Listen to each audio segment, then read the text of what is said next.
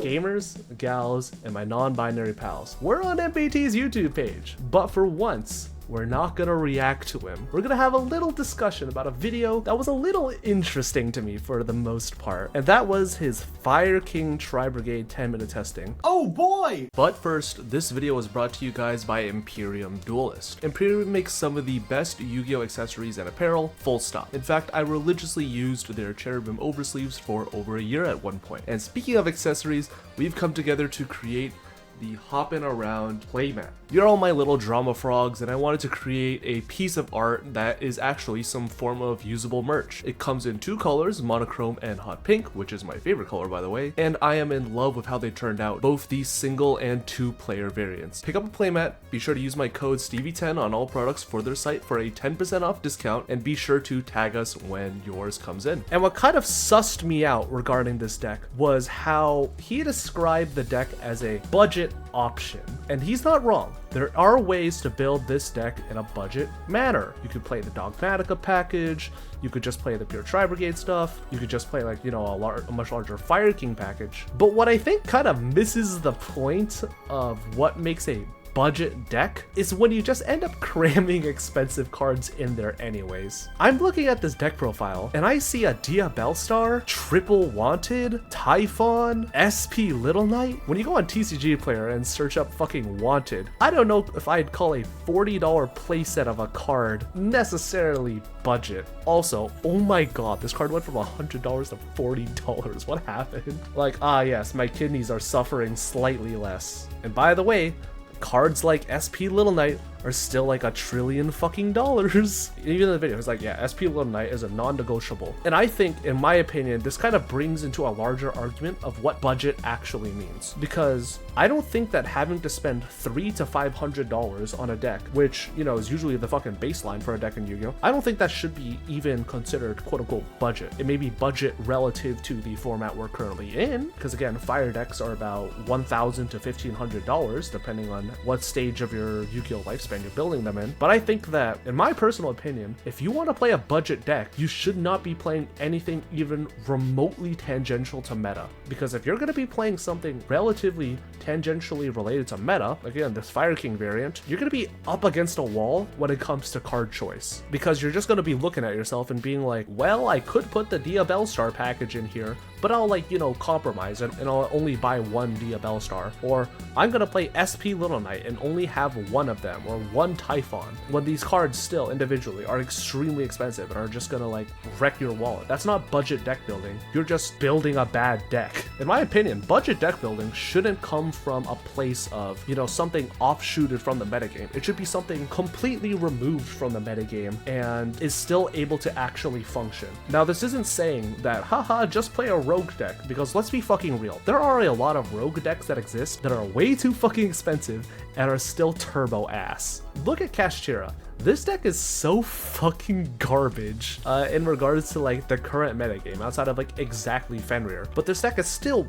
just so weirdly expensive, with like Theosis still being a $25 card. When you search up copies of Kashtira Fenrir, this card is like $20 a copy for no good fucking reason. In my opinion, if you're like a budget player trying to make your money actually go the extra mile, you shouldn't try and play a bad deck, or a deck that's, you know, like the metagame, but is just worse in every capacity, because you're not playing like an optimal meta deck, and you're gonna feel like super shitty because, like, man, I would have won this game if this card I compromised for the Diabellstar package was, you know, the Diabellstar or the Wanted or whatever. Because you're just gonna be like, what was the fucking point? I spent like, what, $300 to build like a shitty version of like Snake Eye Fire King, and I'm like still losing just as much as I would be if I was playing like Speedroid Kashtira. Like, in my opinion, this emergence of just like dog shit decks that are just meant to be only the metagame, stuff like Fluwanderies, Dinomorphia, and especially Runic Stun, these are decks that are actually okay budget investments. Like, when you look at like Fluwanderies, outside of stuff like exactly Thrust to search Harpy's Featherstorm, which you could arguably just play like another fucking copy of, this deck is like less than 2 Chipotle Burrito Bowls. And this is like a deck that you realistically could win a locals with, or could top some sort of regional event with. Dinomorphia is a little bit lower on the fucking power scale, obviously, but again, these sort of stun slash control strategies are decks that exist, in my opinion, that give budget players an actual chance to compete. You may look at Runic Stun and be like, oh, well, why are you playing one triple tactic stress? It's the search fucking card of demise when I get hand trapped. Spoiler alerts, I'm never fucking putting this shit in like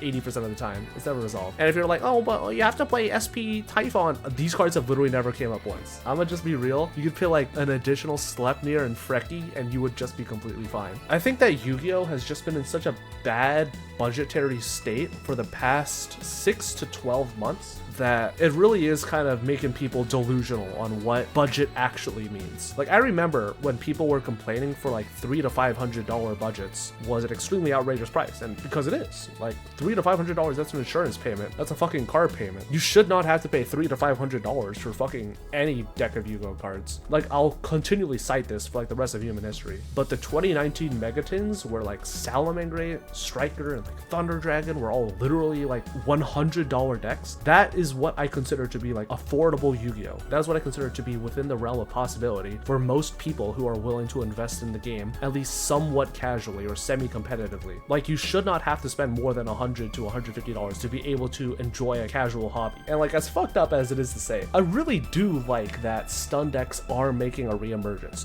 Not just because they're like this haha funny silly meta call where you get to normal summon a Fossil Dyna and just like watch the light from your opponent's eyes just like slowly slip away as they realize they can't out it, but also just the fact that stun decks are extremely cheap. These decks are so fucking affordable. I love that a somewhat meta deck is actually able to compete despite being at the fucking price point of, again, like a Chipotle burrito bowl. Again, this is sort of just like this short little rant video where I just kind of looked at this deck list and was like, this is not a budget option. This is not a deck designed to be for budget players. This is just like a deck. This is just a poorly built Fire King Tri-Brigade deck. If you're suggesting that people should spend $300 to $500 on a Diabellstar SP Wanted package, I think that people could realistically just, at that point, if they're that committed, just fucking full send it and just build the full deck from scratch in regards to the cost. Because if once you're in like fucking $300 to $500, you might as well just fucking full send. I saw 3 stun in top 8 at my last regional. People are really down bad. People will play fucking anything that's not fire. Fire is so boring to play after a certain period of time. No matter how bad the format is, people are just like, fuck it, bro. I want to play something different. I'm playing like D-Shifter Sprite. I'm playing like Melfi FTK. I'm playing AdamAta.